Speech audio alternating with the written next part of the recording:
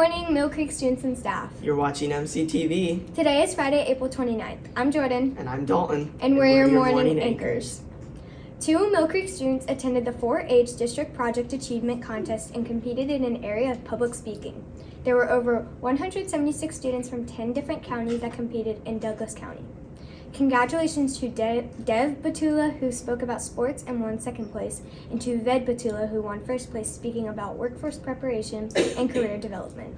8th grade students are currently building Rube Goldberg machines in science. Students are working on groups to build a machine that includes all 6 simple machines and has a number step to pop a balloon.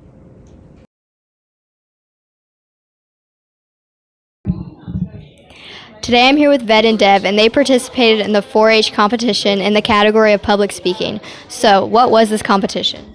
So it was basically about, there was a lot of different categories that you can choose from, and you basically make a 5-minute speech about it, and you talk about it in front of other people, and there's basically a prize for first, second, and third place if you get it.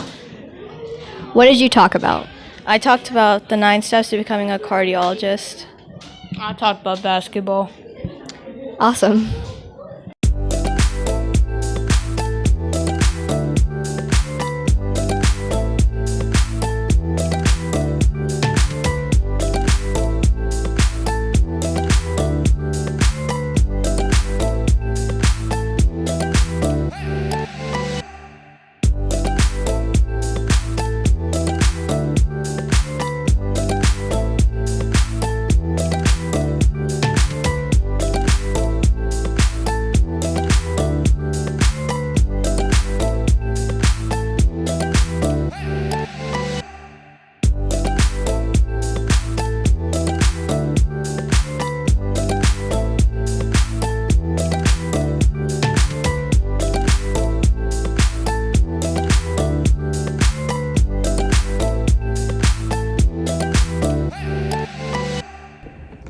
Congratulations to Miss Newton and Miss Polly. Both will be retiring this year. Miss Newton will be finishing up her last day today, and Miss Polly will finish up the remainder of the school year.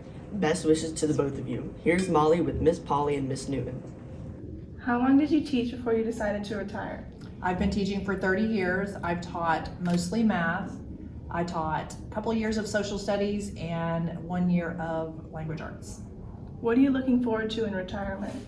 I look forward to going to the beach and hanging out with my mother, hanging out around my house, binging on some Netflix, and just doing what I want to do when I want to do it. What made you want to start teaching? My mother was a teacher. She taught for 30 years. She retired the year I started. So I think that's kind of a neat thing. Yes, thank you. How long did you teach before you decided you wanted to retire? Well, that's a 2-part question. I started in adult education. And so I was in the business world, and I went ahead and went all over the country. I mean, I spoke in front of 200, 300, 400 people at conferences, and I worked one-on-one. And then I realized I wanted to have children. And you can't travel 38 weeks a year and have a baby. So I started my family and stayed home with the kids for a couple of years. And then I couldn't stand not being around watching people learn. So then I got into public education in the school system, and it's for, 34, 35 years almost that I have been watching and enjoying people learn. What are you most looking forward to for when you retire? That's one I've been thinking about for a while, and I think that 2 different things. I think having choice every morning when I get up, that's going to be important, that I can choose how to spend my day and choose how to continue giving back. The other thing is spontaneity. I want to be able to just wake up one morning and, roll the window down and go cruising, to the beach or whatever, and, just enjoy what I have put in to society and enjoy getting a little bit back. Do you have any specific plans for when you do retire? Well, I have 4 job offers already in Jacksonville, so that's kind of fun, all part-time. And I think the important part of that, again, is the choice I go back to. I've got a job offer working as a part-time cashier at Home Depot. I have a job offer working at Kohl's department store. I have a job offer working at Target. And then, of course, I have a job offer working with the substitute teaching program in the Jacksonville area. I think the thing that I'm really, though, looking forward to is being home. We moved to Jacksonville at the end of the first week of January, but I've only spent 2 weeks there. I've been living on people's couches and their, spare bedrooms and house sitting and everything else because I wanted to stay here with my students through the milestones. And so I just can't wait to be at my home with my family. What made you want to start teaching? I think that, no, I don't think that. I know that the reason I wanted to teach was because I didn't feel like I had really great teachers growing up. And I always would complain.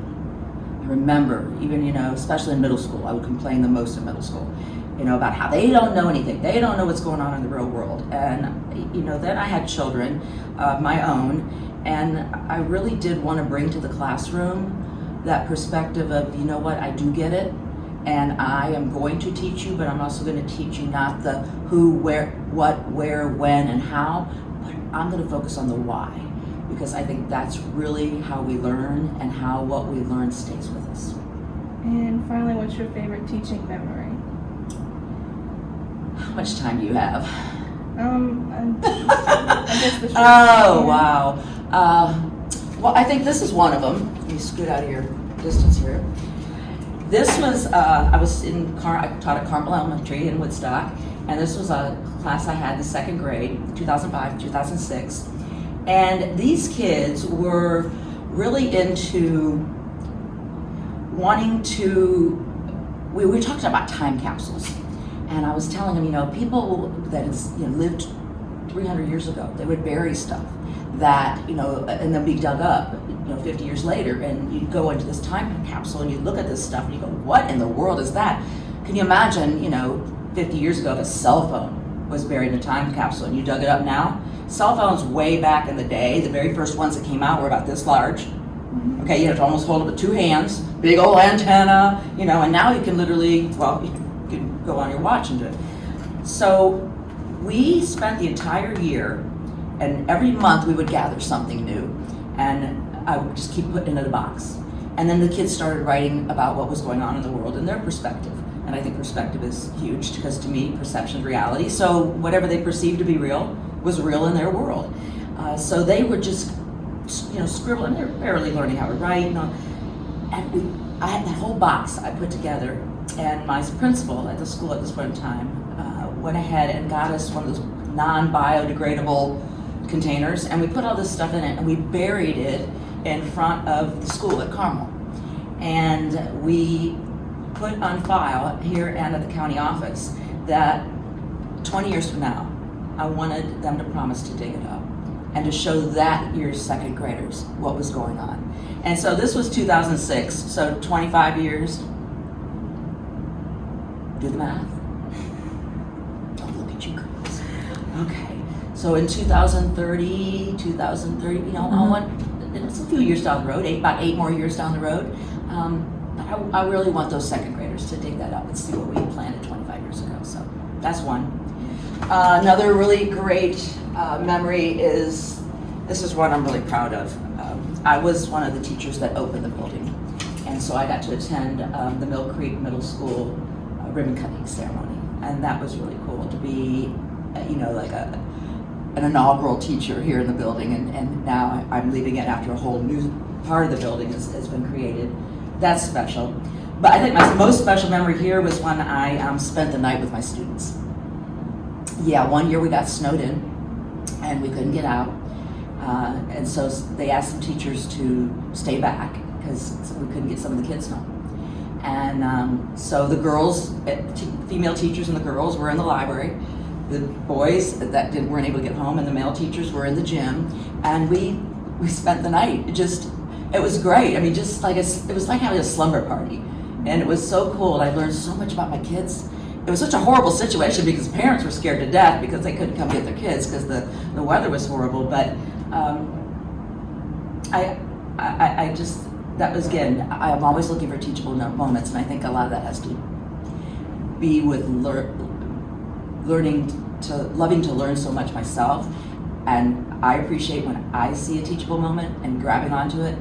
But I also love when kids kind of go off the tangent when we're talking about something, and they'll go off the tangent. A lot of teachers are like, this is what we're supposed to be doing right now. And I'm like, well, wait a minute, let's roll with this, because if I can get a teachable moment in that tangent, then all the power to more learning. And if you'd like to show what you wanted to show, and then we can end it. Yes, that would be awesome. Obviously, I'm a graduate of the University of Florida. Those that have been around me know that that's something I take a lot of pride in. Tim Tebow is probably one of my more inspirational contemporary folks. And this is a quote of his, because I am a true believer in choice. You want to go ahead and read it? We have the power of choice. We can choose our attitude. We can choose where we deposit our hope. We can choose in what or whom we trust. The choices we make today, we have an impact tomorrow. And that's what it's all about, is where are you going from here?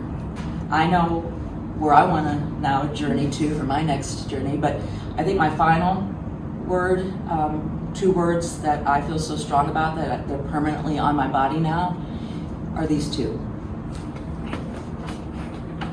Guys, just be kind. Love you.